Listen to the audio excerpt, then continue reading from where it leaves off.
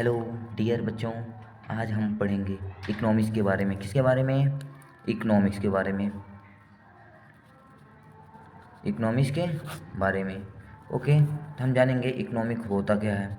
Economic होता क्या है, ठीक है। तो इकोनॉमिक वो होता है जिसमें जिसमें सीमित संसाधनों के द्वारा, किसमें? सीमित संसाधनों से अधिकतम उत्पादन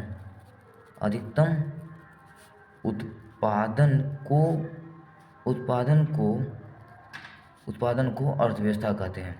अर्थव्यवस्था कहते हैं। कहने का तात्पर्य यह है कि जिसमें अधिकतम मतलब सीमित संसाधनों से जो अधिक उत्पादन किया जाता हो, जो सीमित संसाधनों से अधिक उत्पादन किया जाता हो, उसे हम क्या कहते हैं? अर्थव्यवस्था कहते हैं। अर्थव्यवस्था के पिता कौन है? अर्थात अर्थव्यवस्था के जनक किसे माना जाता है? अर्थव्यवस्था के जनक एडम स्मिथ जी हैं। कौन है? एडम स्मिथ जी हैं। इन्होंने अपनी पुस्तक वेल्थ ऑफ नेशन 1776 ईस्वी में क्या किया? प्रकाशित किया। 1776 ईस्वी में क्या किया? प्रकाशित किया। ठीक है। अब हम जानेंगे भारत की जो अर्थव्यवस्था है, भारत की जो अर्थव्यवस्था के जनक है, अर्थव्यवस्था के जनक हैं, उन्हें चाणक्य कौटिल्य को कहते हैं। जिसको कहते हैं? कौटिल्य को कहते हैं। उन्होंने अर्थशास्त्र नामक पुस्तक भी लिखी है,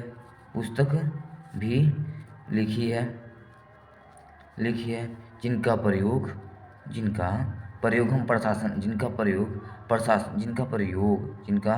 प्रयोग प्रशासन हेतु किया जाता है। किसके साथ? प्रशासन हेतु किया जाता है। ठीक है। अब हम जानेंगे कि जो अर्थव्यवस्था है, उन्हें हम 3 रूपों से बांटा गया है। रूपों में बांटा गया है। पहला तो हमारा क्या है? पहला तो हमारा आर्थिक क्रियाओं के आधार पे है। दूसरा क्या हमारा? कार्य के आधार पे होगा, एंड तीसरा क्या हमारा? स्वामित्व के आधार पर। जो हमारा आर्थिक क्रिया के आधार पे है, उसे हम 3 सेक्टर में बांट सकते हैं। 3 सेक्टर में बांटा गया। पहला हमारा प्राइमरी सेक्टर,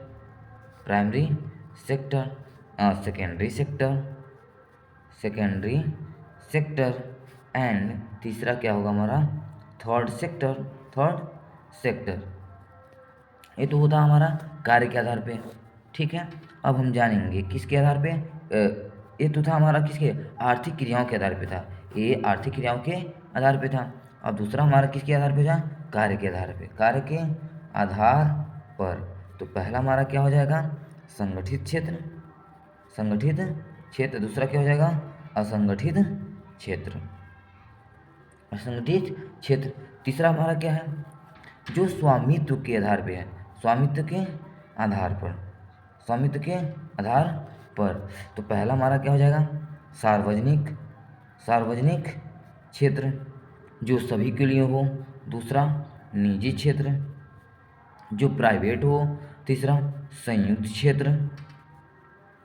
क्षेत्र एंड चौथा सहकारी क्षेत्र।